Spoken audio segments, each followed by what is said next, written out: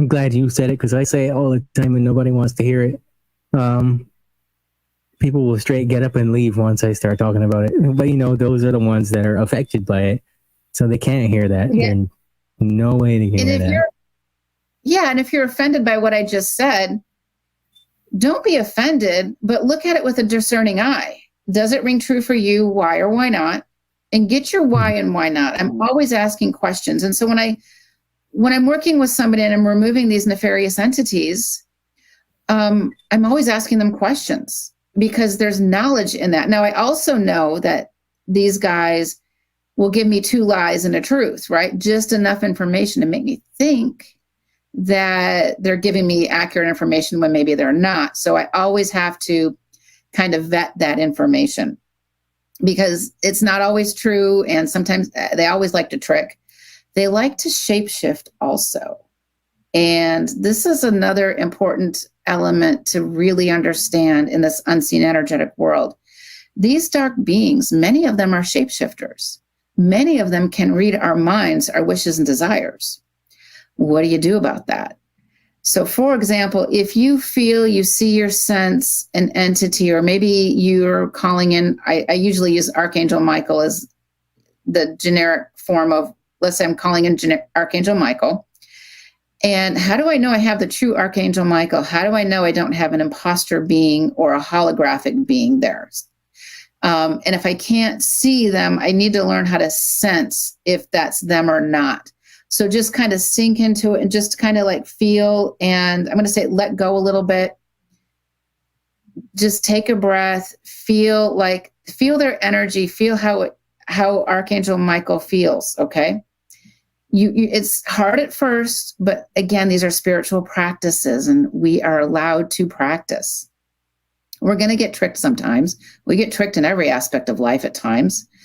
And so what you can do is, let's say I've got Archangel Michael, I'm requesting his help, and I can't see him, or if I do see him, better yet, I'm going to do a few things to vet that it's really him. He's the real deal. One is you can pour frankincense or myrrh essential oil on him, and this is a visualization practice. If you can use salt on him, you're just going to visualize yourself pouring these substances on him, because the mind is very powerful. You can bring up a violet flame. And if he stays true to form, or if he shapeshifts, disappears, or you feel like there's something not quite right, know that you've got an imposter and the angelic realms can come and take him away. If you have an imposter, don't think that you weren't worthy enough of the true Archangel Michael's presence.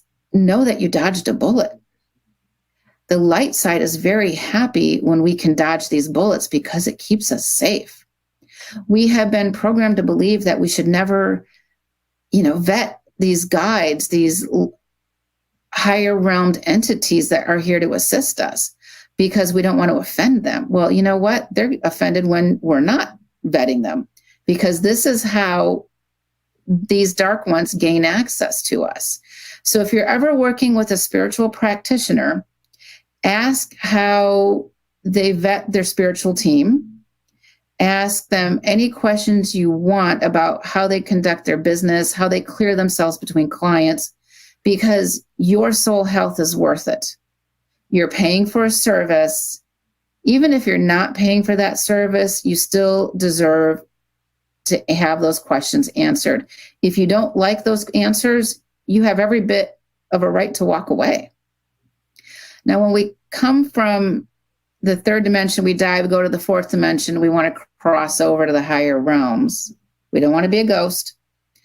A lot of, we've been pre-programmed to believe a lot of times that a ghost energy, that maybe they had unfinished business to do. We give them all sorts of excuses to languish in the 4th dimension. And frankly, that's harmful to the soul.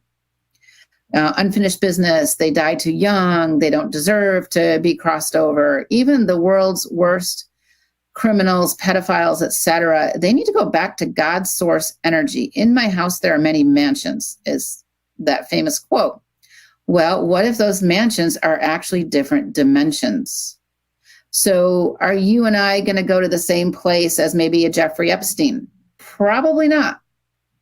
You can look at those as different dimensions, different mansions. I think the word mansion was used to help that human mind construct grasp this concept of dimensions. So we want to communicate with the higher realms to clean and clear and keep us safe. Angels are the biggest assets we have in humanity. We all have access to angels, and we all have the right to have access to angels. Angels, but we want to be specific, angels from the higher realms. We don't necessarily need any fallen angels coming our way. So angels are here to serve humanity. They're here to assist us. We've been pre-programmed to believe that maybe my problem isn't worthy of bothering an angel. Maybe I'm not worthy. My problem's not big enough. Maybe I got to save all my little angel brownie points, for the big ask.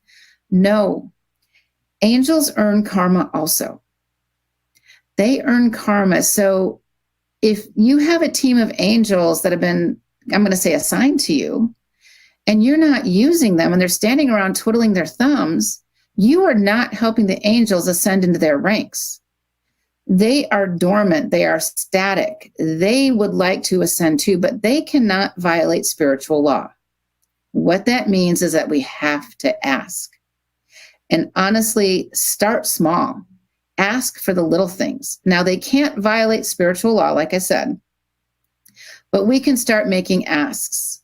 We can ask them to help us get a good parking space. Hey, angels, I'm running late. I need to get my kid, whatever. I really need a good parking space.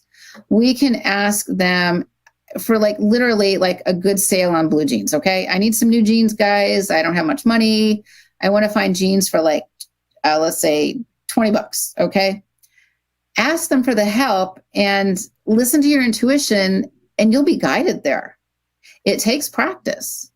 It takes practice speaking to them, and you can speak to them in your mind's eye. You don't have to go outside and be inside of a shopping mall and ask the angels, hey, angels, out loud, I need some help. No, do it in your mind. We don't want to have people think you're too crazy, right? So ask them for these things. Ask them for the big asks also. Use them every single day. The more you utilize the help of angels, the more your spiritual team grows. The more your spiritual team grows, the more you connect to God, the divine, God source energy.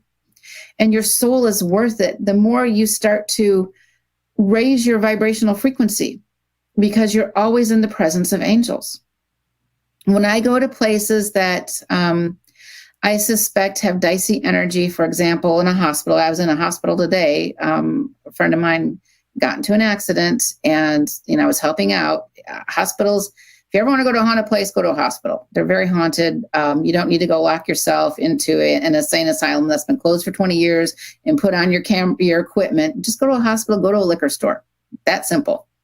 So what I do is I bring in my entourage of angels, and I have one in front of me, one on each side of me, and then behind me, and then as many others that I can garner. And I make the request to clean and clear all lower vibrational frequencies, energies, and entities that may come my way while I'm here until the moment I get back home. What this does is it gives them the job. They can clear the energy around. I can't have them clear energies that are not affecting my space. So if I'm in the main lobby of a hospital, I can't go to some stranger's room and clear that energy from a stranger's because I don't have his permission. But I can do this. As we do this, it's not only helping us, but it's a spiritual service to all the workers that are there. The people that come and go get help also. And in this hospital, it was interesting because there's a lot of drug addicts there. And they're in my space, these drug addicts. There's 4 or 5 of them, and I don't know what they needed or whatever, but they were definitely on something.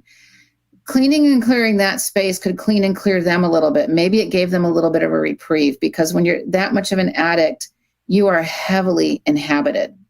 Now, cleaning and clearing them because they're in my space is one thing. Once they leave, Those entities are now out of their life, but it doesn't mean that more can't come their way because they have no auric field about them. You mentioned the auric field around that being. The auric field is like our energetic field around us. So if you've ever had felt like you're getting sick and you just kind of felt it coming in, and then for some reason you're able to just kind of like bumped that cold or flu out of you, that's your auric field protecting you. If we have a weakness within our auric field, that virus can penetrate our auric field and hit our body. So somebody who is a drug addict probably doesn't have much of an auric field, which is, it's a problem, but there's not much I can do about it. But at that moment in time in that hospital, I could clean and clear that space. So we have these tools. Always, always, always ask for your angels. Years ago, I had a group of angels come to me for one of the first times ever. And they gave me some messages and I'm like, whoa. But one of them was impose upon your angels. Don't not ask us for help. We're here, we're listening. We have to abide by spiritual law. For example, if I'm going into a job interview and I really want the job, I can't tell the angels, make sure I get that job. What I can do is I can ask the angels to accompany me into the job interview. I can ask them to clear the energy in that room so the person or persons interviewing me hear my words with their heart and their ears so they know my true intention. Because when we do that, it helps the other people to not have a miscommunication, thinking we may have misspoke. I can also ask the angels to help me guide my words for the best possible answers. And you can use them for so many things. If you have a child who's dealing with night terrors or sleep paralysis, or you're dealing with night terrors or sleep paralysis, start bringing the angels into your home. Ask for an entourage of them. Ask for a choir of them. Ask for 1,000 of them from the higher realms and have them clean and clear and keep you safe at night while you're sleeping. Nobody deserves to deal with sleep paralysis or night terrors. And any doctor, and doctors will often say, oh, that's just a normal part of childhood. No, it's not normal for your child to be terrorized. And what planet have we made that normal? Seriously, they should not be terrorized. Often what's happening is that there are these dark entities harassing the person in the sleep state.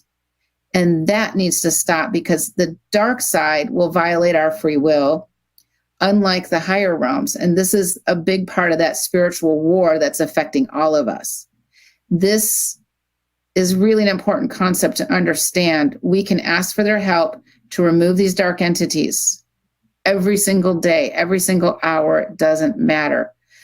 And the more we do it, the more opportunities we have to really learn and grow and discern in adding to our spiritual tool belts. This is just one of many things that we can do.